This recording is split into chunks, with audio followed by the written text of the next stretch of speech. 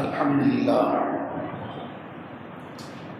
نحمده ونستعينه ونستغفره ونعوذ بالله من شرور أنفسنا وسيئات أعمالنا من يهده الله فلا مضل له ومن يضلل فلا هادي له وأشهد أن لا إله إلا الله وحده لا شريك له وأشهد أن محمدا عبده ورسوله اللهم صل على محمد وعلى آل محمد كما صليت على إبراهيم وعلى آل إبراهيم إنك حميد مجيد اللهم بارك على محمد وعلى آل محمد كما باركت على إبراهيم وعلى آل إبراهيم إنك حميد مجيد أما بعد فقد قال الله تعالى في القرآن العظيم أعوذ بالله من الشيطان الرجيم اتقوا الله الذي تساءلون به والأرحام إن الله كان عليكم رقيبا اتقوا الله وقولوا قولا سديدا يصلح لكم أعمالكم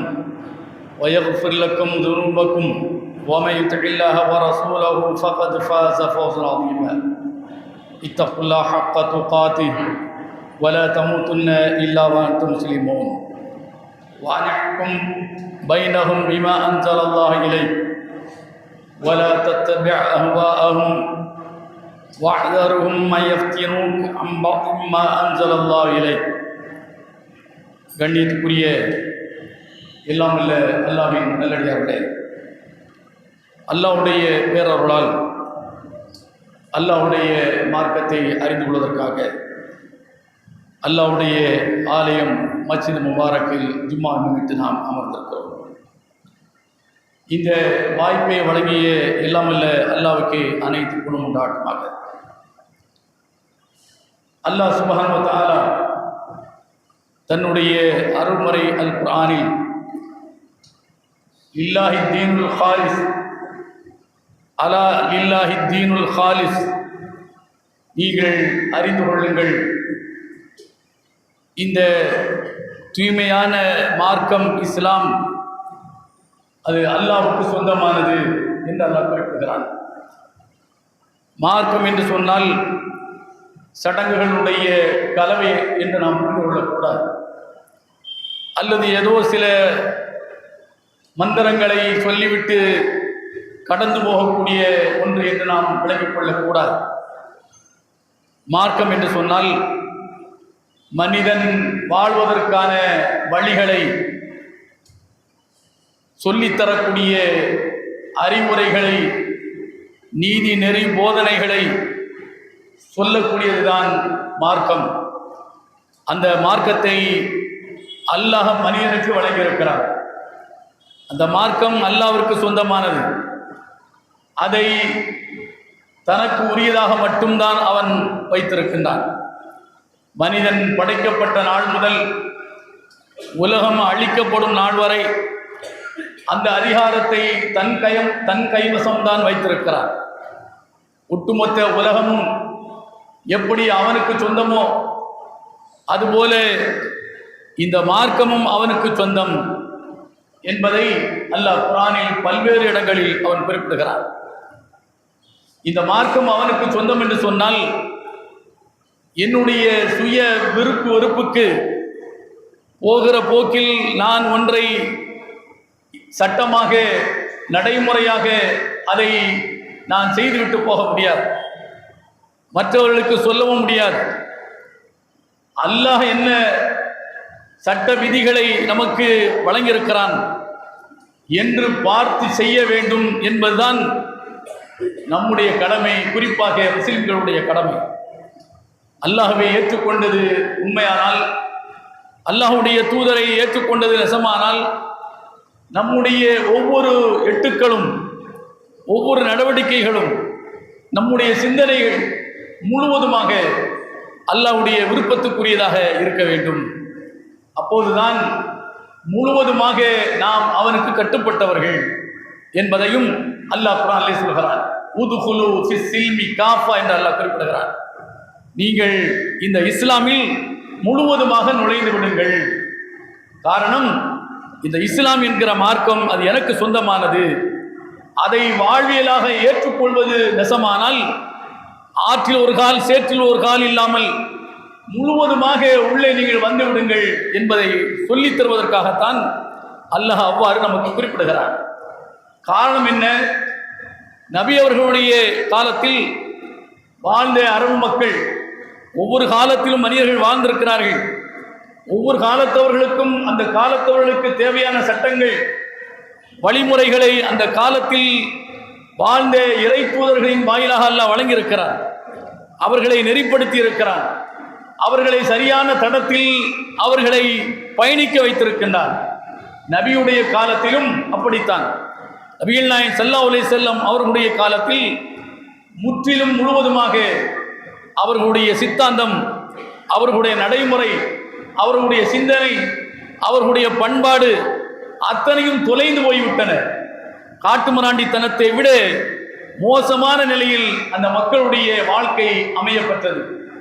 ஆதலால் அல்லாஹ்வுடைய தூதர் அவர்கள் ஆரம்பத்திலிருந்தே அவர்களை வார்த்தெடுக்க வேண்டிய ஒரு கட்டாயத்திற்கு தள்ளப்பட்டார்கள். ஆனாவிலிருந்தே அவர்களுக்கு சொல்லித்தர வேண்டிய ஒரு நிலை ஏற்பட்டது. அல்லாஹை பற்றி சொல்லித்தர வேண்டியது இருந்தது. அவர்களுடைய அடாவடித்தனங்களுக்கான ஒரு முற்றுப்புள்ளியை ஏற்படுத்த வேண்டிய ஒரு நிலைக்கு அல்லாஹ்வுடைய தூதர்கள் தள்ளப்பட்டார்கள். அத்தனையுமே அவர்களுக்கு நாகரிகம், பண்பாடு, கலாச்சாரம், நடைமுறை அத்தனையிலுமே அல்லாஹ்வுடைய தூதர் அவர்கள் இறை அறிவிப்பு கிணங்க அந்த மக்களுக்கு இதுதான் சரி, இதை விடுங்கள், இதை செய்யுங்கள், இதை எடுங்கள் என்ற அடிப்படையில் நபிகள் நாயகம் ஸல்லல்லாஹு அலைஹி வஸல்லம் அவர்கள் அந்த மக்களுக்கு போதனை செய்து வந்திருக்கிறார்கள்.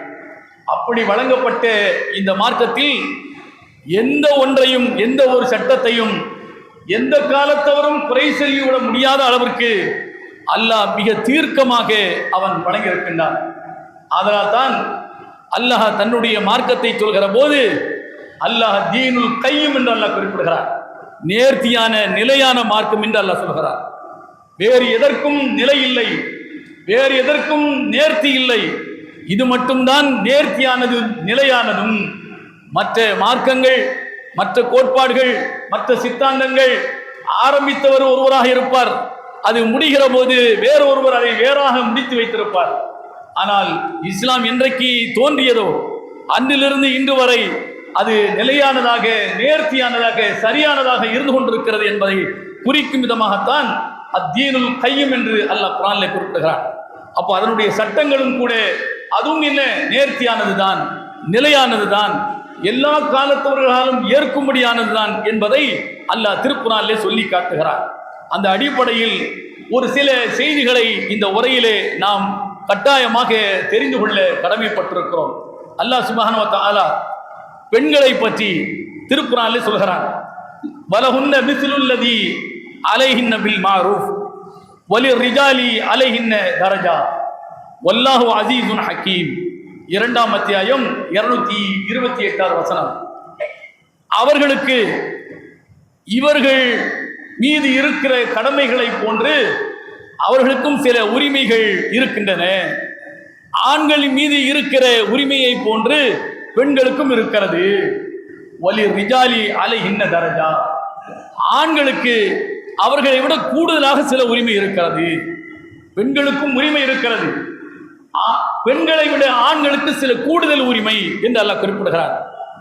ஆண் மட்டும்தான் அனைத்தையும் அனுபவிப்பதற்கு பிறந்தவன், ஆணாதிக்கம் தான் சமுதாயத்தில் ஈடுபடும் என்கிற நிலையில் வாழ்ந்த காட்டுமிராண்டிகளுக்குத்தான் அல்லாஹ் இந்த வசனத்தை நபியின் வழியாக சொல்கிறார். அல்லாஹ் என்ன சொல்கிறான்? வலஹுன்ன மிஸ்லுல்லதி அலைஹின்ன பில் மாரூஃப், அழகிய முறையில் அவர்களுக்கும் சில உரிமைகள் இருக்கிறது. அந்த பெண்களை விட ஆண்களுக்கு ஒருபடி மேல் சில உரிமைகள் இருக்கிறது. ஆண்களுக்கும் பெண்களுக்கும் உரிமை இருக்கிறது. பெண்ணை விட ஆணுக்கு சில உரிமைகள் இருக்கின்றன, அதிகப்படியான சில உரிமைகள் இருக்கின்றன. என்ன காரணம்? அந்த ஆண் என்பவன் அவன் உழைத்து சம்பாதிக்கிற நிலையில் உள்ளவன். அவன்தான் உழைத்து பெண்ணுக்கு கொடுக்க வேண்டும், அவன்தான் சம்பாதித்து பெண்ணை காப்பாற்ற வேண்டும்.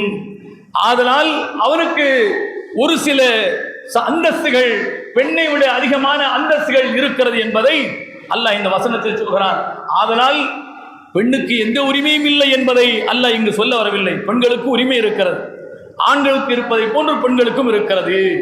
அடுத்து அல்லாஹ் சொல்கிறான், இல்லலக்கும் லைலத்து சியாமி ரஃபஸ், உன்ன லிபாசுல்லக்கும் அன்தும் லிபாசுல்லஹுன்ன 2ஆம் அத்தியாயம் 187ஆம் வசனம்.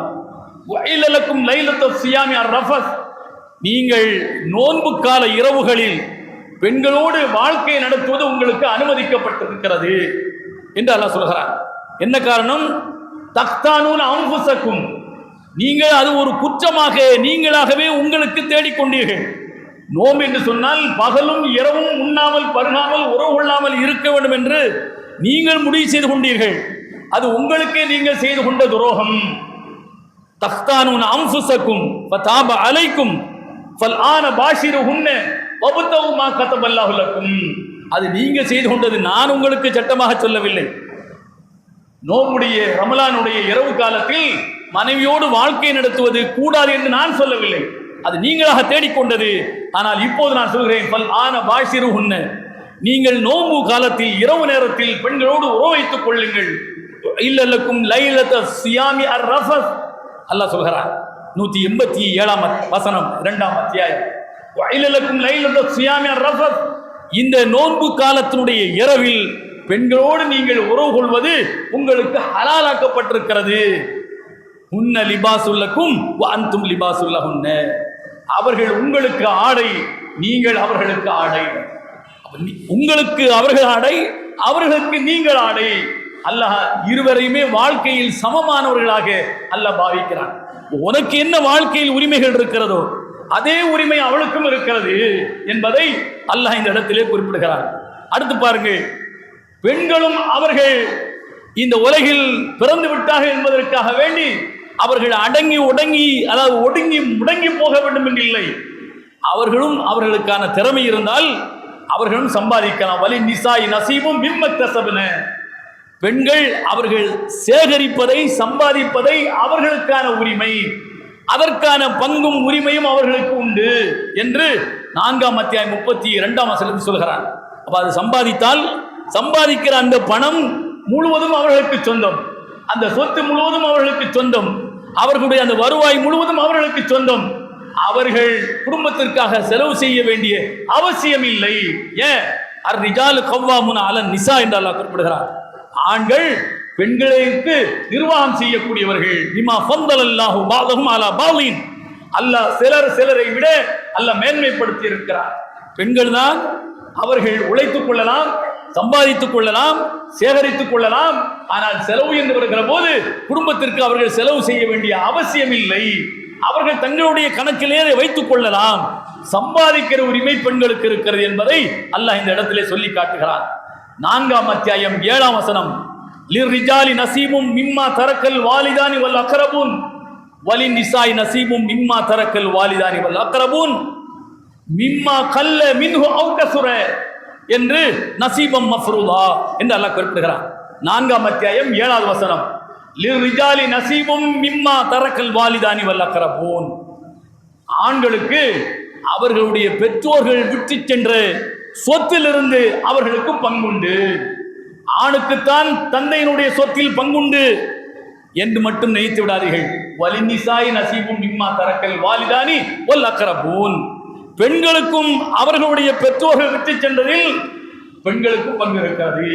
அப்ப அவங்க பெற்றவங்க விட்டு சென்ற சொத்தில் ஆணுக்கும் இருக்கிறது பெண்ணுக்கும் இருக்கிறது.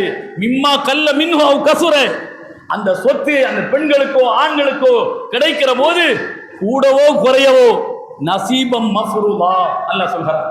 இது அல்லாஹ்வால் கடமையாக்கப்பட்ட பங்கு, அல்லாஹ்வால் கடமையாக்கப்பட்ட இந்த வாரிசு சொத்து ஆணுக்கும் உண்டு பெண்ணுக்கும் உண்டு என்று அல்லாஹ் சொல்கிறார். அது எவ்வளவு என்பதைத்தான் 11வது வசனம் 12வது வசனம் 176வது வசனம் அந்நிசா அத்தியாயத்தில் அல்லாஹ் சொல்லி காட்டுகிறார். ஆணில் பாதி பெண், ஆணுக்கு 100 கிடைத்தால் பெண்ணுக்கு 50 கிடைக்க வேண்டும் என்று அல்லாஹ் விகிதாச்சாரத்தை சொல்லி காட்டுகிறான். லா ததுரூன ஐயுஹும் அக்ரபு லக்கும் நஃபா என்றும் அல்லாஹ் அந்த வசனங்களிலே சொல்லி காட்டுகிறான். 4ஆம் அத்தியாயம் 11 12வது 176 வசனத்தை படித்து பாருங்கள். லா ததுரூன ஐயுஹும் அக்ரபு லக்கும் நஃபா, ஏன் அல்லாஹ் ஆணுக்கு 100 என்றால் பெண்ணுக்கு 50 என்று சொன்னான்? உங்களில் யார் எந்த வகையில் உங்களுக்கு பயன் தருவார்கள் என்பதை நீங்கள் தீர்மானிக்க முடியாது, அது என்னால் தான் தீர்மானிக்க முடியும். ஏன்? ஆண் எப்படி, பெண் எப்படி, ஆணுடைய பலம் என்ன, பெண்ணுடைய பலம் என்ன, பலவீனம் என்ன என்பதை எனக்கு மட்டும்தான் தெரியும். ஆதலால் நான் இந்த வீதாச்சாரத்தை சொல்லி இருக்கிற போது அந்த வீதாச்சாரத்தின் பிரகாரம் ஆணுக்கு கொடுக்க வேண்டியது கொடுத்து விடு, பெண்ணுக்கு கொடுக்க வேண்டியது கொடுத்து விடு, வீதாச்சாரத்தை நான் சொல்லிவிட்டேன். ஆனாலும் பெற்றோர்களுடைய சொத்தில் ஆணுக்கும் உண்டு பங்கு, பெண்ணுக்கும் உண்டு பங்கு. சொத்தில் பங்குண்டு என்று 1450 ஆண்டுகளுக்கு முன்னர். என்ன காரணம்? அல்லாஹ்வுடைய தூதர் வழியாக இதை சொல்ல வேண்டிய அவசியம் என்ன? இன்றைக்கு எப்படி பாசிச சக்திகள் குரூர மனம் படைத்தவராக இருக்கிறார்களோ இதை விட 100 மடங்கு மேலானவர்களாக அன்றைக்கு இருந்தார்கள். பெண்களை கொடுமைப்படுத்துகின்றவர்களாக, பெண்களை அடக்கி ஒடுக்கக்கூடியவர்களாக, அவர்களுக்கு சமுதாயத்தில் எந்த மரியாதையும் இல்லை என்று நடத்தப்படக்கூடியவர்களாக இருந்த காரணத்தினால் அல்லாஹ் இதை சட்டமாகவே இறை தூதரின் வழியாக அல்லாஹ் சொல்கிறான். இது நசீபம் மஃபூருல்லா, தில்க ஹுதூதுல்லாஹ், இது அல்லாஹ்வுடைய சட்டம். இந்த சட்டத்தை நீங்கள் ஃபலா தஅததுஹா, சட்டத்தை மீறாதீர்கள், அல்லாஹ் வரையறுத்து சொன்ன சட்டம் என்று அல்லாஹ் இந்த சொத்தில் பங்கு சம்பந்தமாக அல்லாஹ் சொல்லி காட்டுகிறார். அதுபோல அல்லாஹ் சுப்ஹானஹு வ தஆலா கணவனை தேர்ந்தெடுக்கிற உரிமையை திருக்குர்ஆனில் அல்லாஹ் சொல்கிறார். தேர்ந்தெடுத்த கணவன் பெண்ணுக்கு தான் மகரை கொடுக்க வேண்டும் என்று அல்லாஹ் சொல்கிறார். பெண்களுக்கு மனக்கொடையை நீங்கள் கொடுங்கள் என்று அல்லாஹ் ஆணை பார்த்து சொல்லுகிறார். ஒரு பெண் தனக்கு தேவையான மணமகனை தேர்ந்தெடுத்துக் கொள்ளலாம். எப்படி தேர்ந்தெடுத்துக் கொள்வது? அந்த பெண் ஆய்வு செய்யலாம், அல்லது பெண்ணுடைய பெற்றோர்கள் ஆய்வு செய்து இந்த மணமகனை பற்றி உன்னுடைய அபிப்பிராயம் என்ன, உனக்கு நான் இந்த மணமகனை இப்போது நான் கூறுகிறேன், நீ ஏற்றுக்கொள்கிறாயா? அவள் சம்மதித்தால், மௌனமாக இருந்துவிட்டால் அதை நாம் ஏற்றுக்கொள்ள வேண்டியது.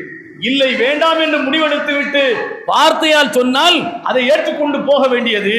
இந்த உரிமையை, பெண் தனக்கான மணமகனை தேர்ந்தெடுத்துக் கொள்கிற உரிமையை இஸ்லாம் பெண்ணுக்கு வழங்கியிருக்கிறது.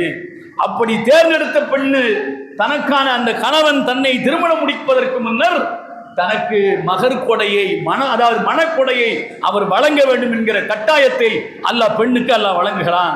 அடுத்து பாருங்கள், அந்த மனக்கொடையை, அந்த மகரை அவள் விரும்பினால் ஏற்கலாம். அவள் விரும்பவில்லை என்று சொன்னால் பரவாயில்லை, நீயே என் கணவனானதற்கு பிறகு, நீதான் எனக்கு எல்லாமே உழைத்து போடுகிறாய் என்று ஆனதற்கு பிறகு, எல்லாமும் நீதான் எனக்கு என்று ஆனதற்கு பிறகு உன்னிடத்தில் நீ தரக்கூடியதை நான் ஏன் வாங்க வேண்டும், பரவாயில்லை, அதையும் நீ சேர்த்து வைத்துக்கொள் என்று சொல்வதற்கான உரிமையும் அவளுக்கு இருக்கிறது. அவள் சொன்னால் அதை நாம் ஏற்றுக்கொள்ளலாம். அல்லாஹ் சொல்றான், ஆத்துன் நிஸா ஸதகாத்திஹின்ன நிஹ்லா, 4ஆம் அத்தியாயம் 4ஆம் வசனம்.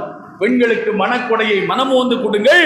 ஃபஇன் திபன லக்கும் அன் ஷைஇன் மின்ஹு நஃப்ஸன் ஃபகுலூஹு, அல்லாஹ் சொல்கிறான், ஃபஇன் திபன லக்கும் அன் ஷைஇன் மின்ஹு நஃப்ஸன், மனமுவந்து அந்த பெண்கள் விரும்பி அவர்கள் உங்களுக்கு தந்தால் ஃபகுலூஹு ஹனிஅம் மரிஆ, சந்தோஷமாக அதை நீங்கள் பெற்றுக்கொள்ளுங்கள், சந்தோஷமாக அதை எடுத்துக்கொள்ளுங்கள் என்று அல்லாஹ் சுப்ஹானஹு வ தஆலா சொல்கிறார். 4ஆம் அத்தியாயம் குடு என்று சொல்லக்கூடிய அந்த வசனத்தில் தான் அல்லாஹ் கொடுக்காமல் நீங்கள் இருந்துவிடக் கூடாது, கொடுத்தே ஆக வேண்டும் என்று சொல்கிற அந்த வசனத்துடைய பிற்பகுதியில் தான் அவர்களாக மனம் ஒப்பி விரும்பி அதை விட்டு தந்தால் தாராளமாக நீங்கள் அதை எடுத்துக்கொள்ளுங்கள் என்று அல்லாஹ், இது அவர்களுடைய உரிமை. ஏற்பதும் மறுப்பதும் அந்த பெண்களுடைய உரிமை. அதை நீங்கள் என்ன செய்யுங்கள், அவர்கள் அனுமதிக்கிற போது அதை நீங்கள் எடுத்துக்கொள்ளுங்கள் என்று அல்லாஹ் சுப்ஹானஹு வ தஆலா 4ஆம் அத்தியாயம் 4ஆம் வசனத்தில் அல்லாஹ் சொல்கிறான். அடுத்து பாருங்கள், ஒரு பெண் அவள் குடும்பத்தில் கணவனோடு வாழ்கிற போது பிரச்சனை என்பது அது தவிர்க்கப்பட முடியாத ஒன்று. கணவனும் மனைவியாக வாழ்கிற போது எல்லா கணவன் மனைவிடத்திலும் பிரச்சனை என்பது இருக்கத்தான் செய்யும். பிரச்சனை என்றால் பிரச்சனைக்கு தீர்வு வேண்டுமா இல்லையா?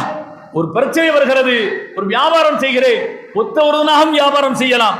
வாங்குகிறவன் பிரச்சனைக்குரியவனாக ஆகிவிட்டால் அந்த பிரச்சனையை விற்கிறவனுக்கும் வாங்குகிறவனுக்குமான பிரச்சனை என்று கடந்து விட்டு போக முடியுமா? அதற்கு ஒரு தீர்வு சொல்லியாக வேண்டும், அதற்கு ஒரு தீர்ப்பு சொல்லியாக வேண்டும். அந்த விவகாரம் போகிற இடத்தில் நீதிமன்றங்கள் அதற்கான தீர்வு எழுதப்பட்டிருக்கிறது. அதே போன்று லைஃப் பார்ட்னர், அதாவது குடும்ப வாழ்க்கையில் ஆணும் பெண்ணும் என்ன, அவர்கள் ஒருவரை ஒருவர் புரிந்து ஒப்பந்தம் செய்து வாழ்க்கையை தொடர்கிறார்கள். அந்த ஒப்பந்தத்தின் அடிப்படையில் தொடர்கிற அந்த வாழ்க்கையில் அவர்களுக்கு பிரச்சனை என்றால் பிரச்சனையை தீர்த்து கொள்ள வேண்டும். அந்த தீர்வுதான் பெண்ணிடத்தில் செய்த விவாக ஒப்பந்தத்தை அவன் ரத்து செய்வது, அல்லது பெண் ஆணத்தில் தன்னுடைய வலியின் மூலமாக எடுத்துக்கொண்டு அந்த விவாக ஒப்பந்தத்தை விலக்கிக் கொள்வது என்கிற உரிமையை இஸ்லாம் ஆணுக்கும் வழங்குகிறது, பெண்ணுக்கும் வழங்குகிறது. இஸ்லாம் ஆணுக்கு வழங்குவது விவாக ரத்து, பெண்ணுக்கு வழங்குவது விவாக விலக்கு. தலாக்கும் குலா என்றும் இஸ்லாம் இதை பயன்படுத்துகிறது. அப்படிப்பட்ட நிலையில் ஒரு பெண் தானாக விவாக விலக்கை பெற்றுக் கொண்டால், அல்லது ஒரு ஆண் இஸ்லாம் சொன்ன வரைமுறைகளை கடைபிடித்து ஒரு பெண்ணை விவாக ரத்து செய்தால், அவள் காத்திருப்பு காலம் 3 மாதம். அந்த 3 மாதத்தில் கணவன் மனைவி கணவனை புரிந்து கொள்ளாமல் அவர்கள் பிரிந்தே விட்டார்கள் என்று சொன்னால், அந்த பெண் வேறொரு கணவனை தேர்ந்தெடுக்கிற உரிமை இஸ்லாம் அவளுக்கு வழங்குகிறது. இன்னொரு கணவனோடு நாம் வாழ்ந்து விட்டு போகலாம் என்று அவள் முடிவு எடுத்து அந்த கணவனை திருமணம் முடித்து வாழ்வதற்கான உரிமையை இஸ்லாம் பெண்ணுக்கு வழங்குகிறது. அல்லாஹ் சுப்ஹானஹு வ தஆலா திருக்குர்ஆனில் 2ஆம் அத்தியாயம் 232ஆம் வசனத்தில் அல்லாஹ் சொல்கிறான், ஃபைதா தல்லக்துமுன் நிசா ஃபபலக்ன அஜலஹுன்ன ஃபலா தஅதுலுஹுன்ன அன் யன்கிஹன அஸ்வாஜஹுன்ன இதா தராலு பைனஹும் பில் மஅரூஃப். நீங்கள் பெண்களை விவாகரத்து செய்து விட்டால், அதற்கான காலக்கெடுவும் முடிந்து விட்டால், அவர்களையே நீங்கள் திருமணம் முடித்துக் கொள்ள வேண்டும் என்று நீங்கள் நிர்பந்திக்காதீர்கள், அவர்களுக்கு தொந்தரவு கொடுக்காதீர்கள். ஏன்? அவள் முடிவெடுக்கட்டும். உன்னிடத்தில் தான் ஏற்கனவே வாழ்ந்திருக்கிறாள், உன்னோடு மீண்டும் வாழ்ந்தால் எப்படி என்று அவள் தான் முடிவெடுக்க வேண்டும். அப்படி முடிவெடுக்கிற போது நீ அதில் தலையிடக்கூடாது, அவளுக்கு தொல்லை கொடுக்க கூடாது. இதா தராலோ பைனஹும் பில் மஅரூஃப். அவள் விரும்பினால், மீண்டும் உன்னோடு நான் வாழ்கிறேன் என்று விரும்பினால், தாராளமாக நயமாக அழகிய முறையில் அவளோடு நீங்கள் இஸ்லாம் சேர்ந்து வாழலாம். முடிவெடுக்கிற அதிகாரம் அந்த பெண்ணுக்கு இருக்கிறது என்று அல்லாஹ் சுப்ஹானஹு வ தஆலா சொல்லி காட்டுகிறான்.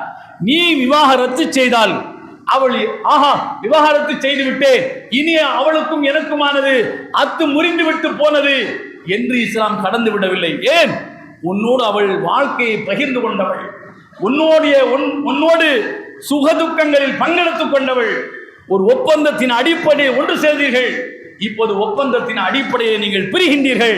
அப்படி பிரிகிற போது இந்த பிரிவு அழகிய முறையில் இருக்க வேண்டும், அனுமதிக்கப்பட்ட வழியில் இருக்க வேண்டும். அப்படி பிரிகிற போது அந்த விவாகரத்து செய்யப்பட்ட பெண்ணுக்கு அழகிய முறையில் ஒரு தொகையை கொடுக்க வேண்டும், அழகிய முறையில் ஒரு தொகையை கொடுக்க வேண்டும். அல்லாஹ் சொல்கிறான், லா ஜுனாஹ அலைக்கும் இன் தல்லத்தும் நிசா மாலம் தமஸ்ஸூஹுன்ன அவ் தவ்ரிது லஹுன்ன ஃபரீலா. அல்லாஹ் சொல்கிறான், என்ன சொல்கிறான்? நீங்கள் பெண்களை விவாகரத்து செய்தால், விவாகரத்து எப்போ செய்றீங்க?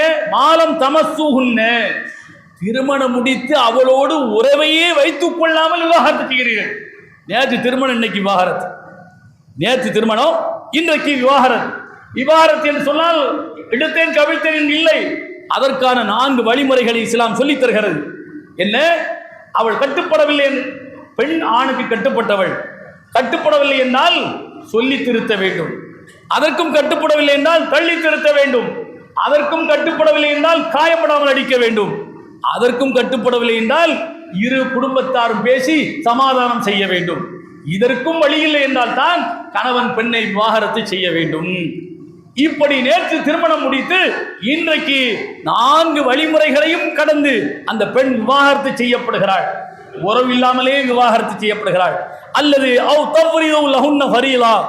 அல்லது அந்த பெண்ணுக்கு ஒரு மகரை நிர்ணயித்து சொல்லி திருமணம் முடித்ததற்கு பிறகு அவள் விவாகரத்து செய்யப்படுகிறாள்.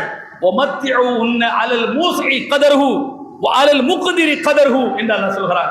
அப்படி விவாகரத்து செய்யப்பட்ட பெண்ணுக்கு வசதியானவன் அவன் தன் வசதிக்கு தாண்டார் போல், வசதி குறைந்தவன் அவன் தன் வசதிக்கு தாண்டார் போல் அந்த பெண்ணுக்கான ஒரு மனக்கொடையை, ஒரு தொகையை அவன் கொடுக்க வேண்டும். அவ்வளவுதான் வார் பண்ணியாச்சே, இன்னும் என்ன பைசா கொடுக்க வேண்டி கிடக்குது என்றில்லை. நீ வடக்காரனாக இருந்தால் அவளுக்கு நீ கொடுக்க வேண்டும். அதுதான் என்ன மொத்தமா தெங்காசி வழக்கா உட்காந்து என்ன செய்றாங்க? போடு 30 லட்சத்தை, போடு 20 லட்சத்தை, போடு 50 லட்சத்தை சொல்லி என்ன செய்றாங்க? விவாகரத்து செய்யப்படக்கூடிய பெண்ணுக்காக நம்ம கட்ட பஞ்சாயத்துக்காரங்க என்ன செய்றாங்க, போடுறாங்க. அல்லாஹ் என்ன சொல்கிறான், மத்யஉஹுன்ன அலல் மூஸி கதருஹு வ அலல் முக்திரி கதருஹு. வசதி உள்ளவன் அவன் சக்திக்கு தந்தார் போல் அந்த பெண்ணுக்கு அவனே கொடுக்க வேண்டும். வசதி இல்லாதவன் குறைந்தவன் அவன் வசதிக்கு தாண்டார் போல் அந்த பெண்ணுக்கு அவன் கொடுக்க வேண்டும். அது என்னவாக இருக்கலாம்? எனக்கு கோடி கணக்கில் சொத்து இருக்குதா, ஒரு 5 கோடி தூக்கி அவளை கையில் கொடு. அவள் உன்னோடு ஒப்பந்தம் செய்து வாழ்க்கை ஆரம்பித்தால் உங்களுக்குள் ஒத்துப்போகவில்லை, நீ விவாகரத்து செய்து விட்டாள், நீ அவளுக்கு கொடு என்று அல்லாஹ் சொல்கிறான்.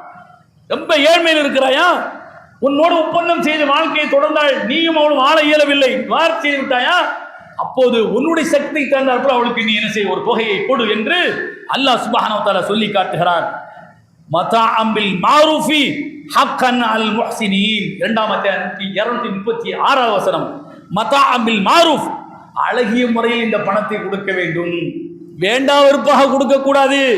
ஹக்கன் அல் முஹ்சினீன், உபகாரம் செய்யக்கூடியவர்கள் மீது இது விதிக்கப்பட்ட விதி என்று அல்லாஹ் சொல்கிறான். நீங்கள் நல்லது செய்யக்கூடியவராக இருந்தால் உங்கள் மீது கடமை என்று அல்லாஹ் சொல்லி முடிக்கிறார். அடுத்து பாருங்கள், வலில் முத்தல்லகாத்தி மதாஅம் பில் மாரூஃபி ஹக்கன் அலல் முத்தகீன். 241 வசனம். வலில் முத்தல்லகாத், தலாக்குடப்பட்ட பெண்களுக்கு மதாஅம் பில் மாரூஃப், அழகிய முறையில் வாழ்வாதாரம் அவர்களுக்கு வழங்க வேண்டும்.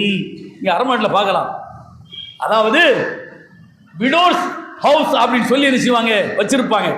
தலாக் விடப்பட்ட பெண்களுக்கான அபார்ட்மெண்ட்னே இருக்கும். இவன் தலாக் விட்டா அந்த மனைவியை, அந்த முன்னாள் மனைவியை அங்கே போய் என்ன செய்வான், வாடகைக்கு என்ன செய்வான், குடியமர்த்துவான். என்ன வாடகை, என்ன உணவுக்கான தேவை, மருத்துவத்துக்கானது, உடைக்கானது, அத்தனையும் அவன் தான் அளக்க வேண்டும், அவன் தான் கொடுக்க வேண்டும். அந்த காத்திருப்பு காலம் 3 மாதம் இருக்கிறது, அந்த 3 மாதத்துக்கும் அவன் தான் படி அளக்க வேண்டும். அவளுக்கு தேவையான ஒரு தொகையையும் கொடுக்க வேண்டும். மதாஅம் பில் மாரூஃபி ஹக்கன் அலல் முத்தகீன், அல்லாஹ்வை பயந்து வாழக்கூடியவர்கள் மீது இது கடமை என்று அல்லாஹ் சுப்ஹானஹு வ தஆலா சொல்லி காட்டுகிறார். பாருங்கள், ஒரு பெண் என்ற ஒரு காரணத்திற்காக போகிற போக்கில் போக பொருளாக அவள் பயன்பட்டு விடக்கூடாது. அவள் மீது ஆதிக்கம், ஆணாதிக்கம் வந்துவிடக் கூடாது என்பதில் கவனமாக பெண்ணுக்கான உரிமையை அல்லாஹ் பார்த்து பார்த்து செதுக்கி இருக்கின்றான். தன்னுடைய தூதரின் மூலமாக அல்லாஹ் பார்த்து பார்த்து அந்த சமூகத்தில் எப்படிப்பட்ட அடாவடித்தனங்கள், போக்கிரித்தனங்கள், காட்டுமிராண்டித்தனங்கள், கைமைத்தனங்கள் பெண்ணுக்கு எதிராக இருந்தனவோ அத்தனை வாயில்களையும் வழிகளையும் அல்லாஹ் சட்டத்தின் மூலம் என்ன செய்கிறான், சாத்துகிறான். சட்டத்தின் மூலம் அதை அடைக்கிறான், சட்டத்தின் மூலம் அதற்கு தீர்வை சொல்கிறான் என்பதை இந்த வசனம் நமக்கு சுட்டி காட்டுகிறது. புரிந்து செயல்படுகின்றவர்களாக அல்லாஹ் உங்களை ஆக்கிருவானாக. அடுத்து அல்லாஹ் திருக்குர்ஆனிலே சொல்கிறான், ஹக்குல் ஃபிராக் பைன ஸௌஜை. அடுத்து அல்லாஹ் சொல்கிறான் பாருங்க, 2 தரப்புக்குமே, ஆண் பெண் என்கிற 2 தரப்புக்குமே அல்லாஹ் என்ன செய்கிறான், உரிமைகளை வழங்கி இருக்கிறான். என்ன உரிமை? வன் இம்ராத்துன் காஃபத் மின் பாலிஹா நுஷூஸன் அவ் இஅராதன் ஃபலா ஜுனாஹ அலைஹிமா அன் யுஸ்லிஹா பைனஹுமா சுல்ஹா வஸுல் கைர். அல்லாஹ் சொல்கிறான்,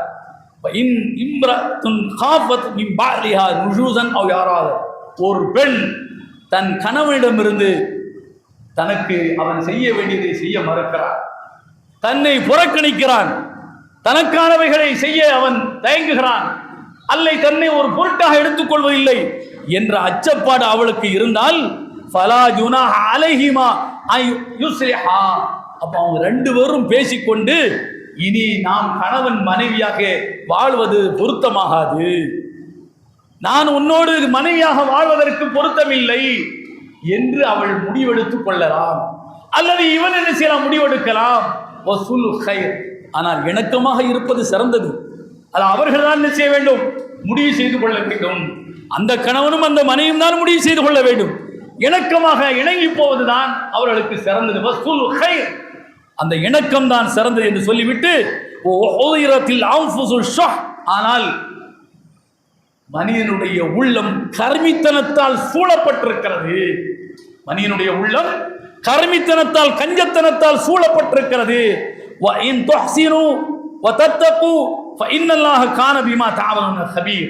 நீங்கள் நல்லது செய்தால், அல்லாஹை பயந்தால், அல்லாஹ் நீங்கள் செய்கின்றவற்றை நன்றாக உற்று பார்த்து கொண்டிருக்கிறான் என்று 4ஆம் அத்தியாயம் 128ஆம் வசனத்தில் அல்லாஹ் சொல்கிறான். ஆக கணவன் மனைவி இரண்டு சாராருக்குமே வாழ்க்கையை தொடரவும் வாழ்க்கையை முடித்துக் கொள்ளவுமான உரிமையை அல்லாஹ் வழங்கியிருக்கிறார். ஒரு சாராருக்கு மட்டுமல்ல. இப்போது விஷயத்திற்கு வருவோம். இப்போ என்ன நடக்கிறது நாட்டில்? பொது சிவில் சட்டம், இது சாவர்கர் போட்ட திட்டம். இந்தியாவை பொறுத்தளவில் இந்து சட்டம், சனாதன சட்டம் தான் என்ன நடைமுறைக்கு இருக்க வேண்டும். இங்கு பலதரப்பட்ட சித்தாந்தவாதிகள், பலதரப்பட்ட மதவாதிகள் இந்த நாட்டில் இருக்கிறார்கள். அவர்களை ஆள்கிற அந்த ஆதிக்க சட்டம் தான் இருக்க வேண்டும், அது சனாதன சட்டம் இருக்க வேண்டும். இதற்கு முட்டுக்கட்டையாக இருப்பது இந்தியாவை பொறுத்தளவில் இஸ்லாமியர்கள் தான் முட்டுக்கட்டை. ஏன்? அவர்கள் இஸ்லாத்தை புரிந்தவர்களாக இருந்தால் தேசிய நீரோட்டத்தில் அவர்கள் ஒன்றரை கலந்து விட்டு போகக்கூடியவர்கள் அல்ல. அவர்களுடைய நடைமுறை, அவர்களுடைய பண்பாடு, அவர்களுடைய கலாச்சாரம் அத்தனையும் வேறு. அவர்களுடைய சித்தாந்தம், கடவுள் கோட்பாடு அத்தனையும் வேறு. ஆதலால் இவர்களை இல்லாமலாக்க வேண்டும். ஒன்று, நம்மோடு அவர்கள் கலந்து விட்டு வாழ வேண்டும். நாம் போடுகிற சட்டத்தில் அவர்கள் இருந்து விட்டு போகட்டும், அவர்களுக்கென்று தனி சட்டம் கூடாது என்று அன்றைக்கு சாவர்கர் எழுதி வைத்ததை இன்றைக்கு அதிகாரத்தில் இருந்து ஆட்சி செய்யக்கூடிய பாசிச சக்திகள் இன்றைக்கு அதை நடைமுறைப்படுத்துகிற இடத்தில் இருக்கிறார்கள். நேற்று அவர்கள் உத்தரகாண்டில், நேற்று மத்திய பிரதேசத்தில், நாளை குஜராத்தில், அடுத்து இந்தியா முழுக்க என்ன உரிமையியல் சட்டம், தனி சட்டம் என்பது முஸ்லிம்களுக்கு கிடையாது. குறிப்பாக முஸ்லிம்களுக்கு கிடையாது. கிறிஸ்தவர்களுக்கு சேர்த்து என்று சொல்வார்கள், சீக்கியர்களுக்கும் சேர்த்து சொல்வார்கள். ஆனால் முஸ்லிம்களுக்கு தனி சட்டம் என்பது கிடையாது. அவர்களுக்கென்று இருக்கிற திருமண சட்டம், அவர்களுக்கென்று இருக்கிற அந்த விவாக சட்டம், இது எதுவுமே கிடையாது. என்ன காரணம்? இவர்கள் இப்படியே இவர்களை விட்டால் இந்த நாட்டை இந்து நாடாக நாம் என்ன செய்ய முடியாது, கொண்டு செல்ல முடியாது. ஆதலால் இந்த சட்டத்தை மாற்ற வேண்டும். பொது சிவில் சட்டம். பொது சிவில் சட்டம் என்றால் பொதுவாக அனைவருக்கும் உரிமையல் சட்டம் ஒன்றுதான். என்னுடைய மதத்துக்கு தாண்டார் போல் என்னுடைய திருமண சட்டம், உங்களுடைய மதத்தினுடைய திருமண சட்டம் உங்களுக்கு என்றில்லை. நாங்கள் சொல்கிற இந்த பொது சிவில் சட்டம் தான், திருமண சட்டம் தான் அனைவருக்கும் என்று ஒரு சட்டத்தை அறிமுகப்படுத்தி அதை நடைமுறைக்கு உத்தரகாண்டில் கொண்டு வந்திருக்கிறார்கள். அதே போன்று ஒரு குழுவை போட்டு குஜராத்திலே நடைமுறைப்படுத்துவதற்கு அடுத்த அடி எடுத்து வைக்கப் போகிறார்கள். மத்திய பிரதேசத்திலே அதை செய்வதற்கு தயாராக இருக்கிறார்கள். இந்த பொது சிவில் சட்டம் அந்தந்த மாநிலத்தில் வாழக்கூடிய அத்தனை மதத்தவர்களுக்கும் பொதுவானது என்றால், உத்தரகாண்டில் கொண்டு வரப்பட்ட பொது சிவில் சட்டம் அங்கு உத்தரகாண்டில் இருக்கக்கூடிய பழங்குடி இனத்தவர்களுக்கு பொருந்தாது, மலைவாழ் மக்களுக்கு பொருந்தாது. அவர்கள் அதில் விதிவிலக்கு. அப்ப என்ன காரணம்? முஸ்லிம்களுக்கு தான் இந்த பொது, முஸ்லிம்களை டார்கெட் செய்ய வேண்டும், அவர்களை எதிரியாக கட்டமைக்க வேண்டும், அவர்களை இந்த நாட்டில் அந்நியப்படுத்த வேண்டும். ஒன்று அவர்களாகவே இந்த நாட்டை விட்டு ஓட வேண்டும், இல்லை என்றால் நாம் அடித்து துரத்த வேண்டும். இந்த ரெண்டு அஜெண்டாவை தவிர மூன்றாவது ஒன்றுமே இல்லை. அப்ப மலைவாழ் மக்களுக்கு, பழங்குடியின மக்களுக்கு சேர்த்துத்தானே பொது சிவில் சட்டம். அவர்களுக்கென்று ஏற்கனவே திருமண சட்டம் ஒன்று இருக்கிறது. அங்க போய் மூக்கு நுழைக்க முடியாது. ஏன்? அவன் இருக்கிறதெல்லாம் ஈட்டியும் அருவாலும் வாழும் இருக்கிறது. அங்க போய் இந்த புஷ்கரத்துக்கு டாமிங்கிறவன் போய் அங்க போய் பொது சிவில் சட்டம் கொண்டு வந்து விட்டேன் என்று சொன்னால் தலை அந்த பக்கம் ஓடிடும். அவர்களிடத்தில் போய் கணக்கெடுத்து இந்த ஜாதி, இந்த மதம், உனக்கு இந்த சட்டம் என்று சொல்லவே முடியாது. இடிச்சவாய முஸ்லீம் அங்கே இருக்கிறான், 1%, 1.5%, அவ்வளவுதான். அவனை அடக்கி ஒடுக்க வேண்டும். இப்படி மாநில வாரியாக மத்தியிலே பாசிசத்தினுடைய பிதாமகனா இருக்கக்கூடிய 56 இஞ்சி அவரும் ஒரு சட்டத்தை, பெண்களை பாதுகாக்க வேண்டும். இந்த பெண்களை, முஸ்லிம் பெண்கள் கடுமையான நெருக்கடிக்குள் இருக்கிறார்கள். அவர்கள் எல்லா உரிமையும் மறுக்கப்பட்டிருக்கிறார்கள். ஆதலால் அவர்களை பாதுகாக்க வேண்டும். சிறுபான்மையின முஸ்லிம்கள் பெண்களை பாதுகாக்க வேண்டும். அதுக்கு ஒரு சட்டம். அதான் என்ன? முத்தலாக் தடை சட்டம். முத்தலாக்கு என்று ஒருவன் தன் பெண்ணை, தன் மனைவியை தலாக்கிட்டு விட்டால் அவன் கிரிமினல் குற்றவாளி. குற்றவியல் செய்தவன் 3 ஆண்டு அவனுக்கு சிறை, அவனுக்கு இத்தனாயிரம் ரூபாய் அபராதம். இது அவர்களுடைய டார்கெட். ஒட்டுமொத்த இந்தியாவில் ஒவ்வொரு மதத்துக்காரனுக்கும் தான் என்ன சிவில் உரிமைகள் இருக்கிறது. அது ஏற்கனவே என்ன அரசியல் சாசனத்தினுடைய அடிப்படை கூறுகள். அந்த கூறுகளை எந்த அப்பனும் சுப்பனும் என்ன செய்ய முடியாது, மாற்ற முடியாது. ஆனால் என்ன புறவாசல் வழியாக ஏதாவது ஒரு வகையில் ஒரு சட்டத்தை கொண்டு வந்து அவர்களை அந்நியப்படுத்த வேண்டும், வெறுப்பை மக்களிடத்தில் விதைக்க வேண்டும், அதில் ஓட்டரசியல் செய்ய வேண்டும் என்பதுதான் இந்த பாசிச சக்திகளுடைய திட்டம். அதற்குத்தான் இவர்கள் இப்படிப்பட்ட சட்டங்களை, உரிமையல் சட்டங்களை கொண்டு வருகிறார்கள். திருமணம் என்பது ஒவ்வொரு மனிதனுடைய அடிப்படை. இப்போ அதில் இப்போ இன்னொன்னையும் ஒன்று கொண்டு வந்திருக்காங்க. இதை எப்படி அந்த மதவாதிகள் ஏற்றுக்கொள்ளாங்க நமக்கு தெரியவில்லை. ஏன்னா அவர்களுக்கு எந்த வரைமுறையும் கிடையாது. அவர்கள் காட்டுமிராண்டிகள், அவ்வளவுதான். அவர்களுக்கு எந்த நடைமுறை, நாகரிகம், பண்பாடு ஒன்றுமே கிடையாது. அதற்கு சாட்சாத் உதாரணமாக கும்பமேளாவை நீங்கள் எடுத்துக்கொள்ளலாம். நடைபெற்றுக் கொண்டிருக்கக்கூடிய கும்பமேளாவை பார்த்தால் எத்தனை ஆயிரம் ஆண்டுகளுக்கு அப்பால் மனிதன் காட்டுமிராண்டியாக வாழ்ந்தானோ அந்த கற்காலம் இன்றைக்கு கண்ணால் காட்சியளிக்கிறது. அப்படிப்பட்ட ஒரு நிலை. அதாவது திருமணம் இல்லாமல் யாரும் யாரோடும் நினைக்கலாம், வாழலாம். ஆனால் என்ன செய்ய வேண்டும்? அரசாங்கம் அறிவித்திருக்கிற அந்த வலைத்தளத்தில் போய் அவர்கள் பதிவு செய்து கொள்ள வேண்டும். கெட் டுகெதர் மாதிரி கெட் டு லைஃப். அவங்க என்ன செய்யலாம், ஒரு புரிந்து லாட்ஜ் ரூமை போட்டு தங்கிக் கொள்ளலாம். அந்த சைட்ல போய் என்ன செய்யணும், பதிந்து கொள்ள வேண்டும். அவ்வளவுதான். சரி, பதிஞ்சாச்சு, லாட்ஜில் டைம் பாஸ் பண்ணியாச்சு. 2 மாதம் 3 மாதம் இல்லை 1 வருஷம் 6 மாதம் வாழ்ந்தாச்சு. அவர்களுக்கு இடையில் உறவிலே குழந்தை உருவானால் இந்த குழந்தை யாருக்கானது? இவனுடைய சொத்தில் அவளுடைய சொத்தில் அந்த குழந்தைக்கு ஏதாவது உண்டா இல்லையா? அதை பற்றி ஒன்றும் இல்லை. அதை சம்பந்தமா என்ன செய்யுங்க, ஆலோசனை பண்ணி ஒரு முடிவு சொல்லுங்க. அதுக்கு ஒரு குழு அமைத்திருக்கிறார்கள். அப்ப மனிதன் உருவாக்கக்கூடிய சட்டங்கள் அவனுடைய விருப்பொறுப்புக்கு உட்பட்டது. இன்றைக்கு தோன்றுகிறது முஸ்லிம்களை கருவறுக்க வேண்டும், முஸ்லிம்களை டார்கெட் செய்ய வேண்டும், உரிமையல் சட்டத்தின் வழியாக அவர்களை முடக்க வேண்டும் என்பதுதான் அவருடைய நோக்கம். இவர்களுக்கு பெண்களுக்கான உரிமை, பெண்களை பாதுகாக்க வேண்டும் என்கிற அக்கறை துளியும் கிடையாது. ஏன்? அன்றாட தலித்தின பெண்கள் அடித்து கொலை செய்யப்படுகிறார்கள். அன்றாடம் நடக்காது. நேற்று கூட நடந்தது, முந்தின நாள் கூட நடந்தது. உத்தரப்பிரதேசத்தில் சாக்கடையில் ஒரு தலித்தின பெண் கண் குத்தி கிழிக்கப்பட்டு கொலை செய்யப்பட்டு சாக்கடையில் வீசப்பட்டிருக்கிறாள். இப்படியெல்லாம் அன்றாடம் நடக்கிறது. இதை பற்றியெல்லாம் சிந்திக்காத இந்த பாசிஸ்ட் 56 இங்கு முஸ்லிம் பெண்களை பற்றி ரொம்ப ரொம்ப கவலை. ஆடு நனைது என்று ஓனாய் அழுத கதையாக நாடு போய் கொண்டிருக்கிறது. அது மட்டுமல்ல, முஸ்லிம்களுக்கு சொந்தமான அந்த வக்ஃப் சொத்துக்கள் அது இப்போது கண்ணை உறுத்தி கொண்டிருக்கிறது. அதை அபகரித்து அதையும் விற்பதற்கு என்ன வழி? நம்மை ஆண்ட முன்னவர்கள், இந்த நாட்டை சுதந்திரம் பெற்றதற்கு பிறகு ஆண்டவர்கள் இந்த நாட்டுக்கான, இந்த அரசுக்கான பொது சொத்துக்களை உருவாக்கினார்கள். இப்போ அத்தனையுமே இப்போ என்ன பத்திரம் போட்டு விற்க ஆரம்பிச்சாச்சு. இப்போ அது வித்து முடிஞ்சாச்சுன்னா அப்புறம் என்ன செலவுக்கு காசு? அடுத்தடுத்து 56 இன்ச்சுக்கு 8000 கோடியில் ஒரு விமானம் என்று சொன்னால் 60 இன்ச்சில் உள்ளவனுக்கு 9000 கோடியில் ஒரு விமானம் தேவைப்படும். இப்போ அடுத்தடுத்து கும்பமேளாவுக்கு 10,000 கோடி செலவழிக்க வேண்டி வரும். இதற்கெல்லாம் பணம் என்ன செய்வது? முஸ்லிம்களுடைய வக்ஃப் சொத்தை அதை ஏதாவது ஒரு புறவாசல் வழியாக வந்து வித்து அதையும் என்ன அள்ளி கொண்டு போக வேண்டும்.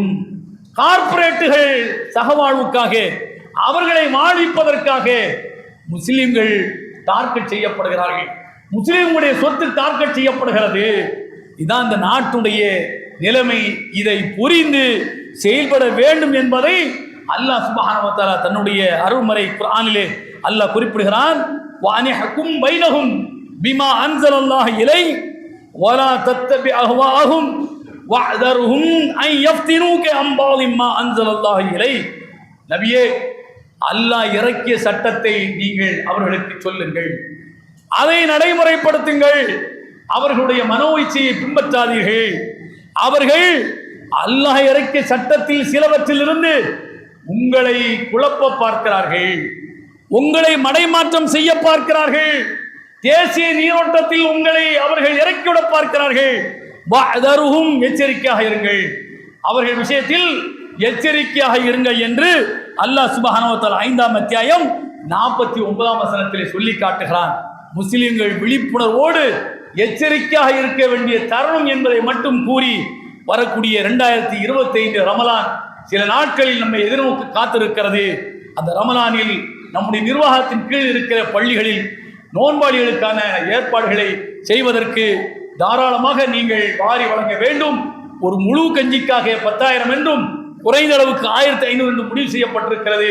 உங்களுடைய சக்திக்குட்பட்டு அல்லாஹுக்காக தர வேண்டும் என்று கூறி நிறைவு செய்கிறேன். வாகர்தவன் அல்ஹம்துலில்லாஹி ரப்பில் ஆலமீன்.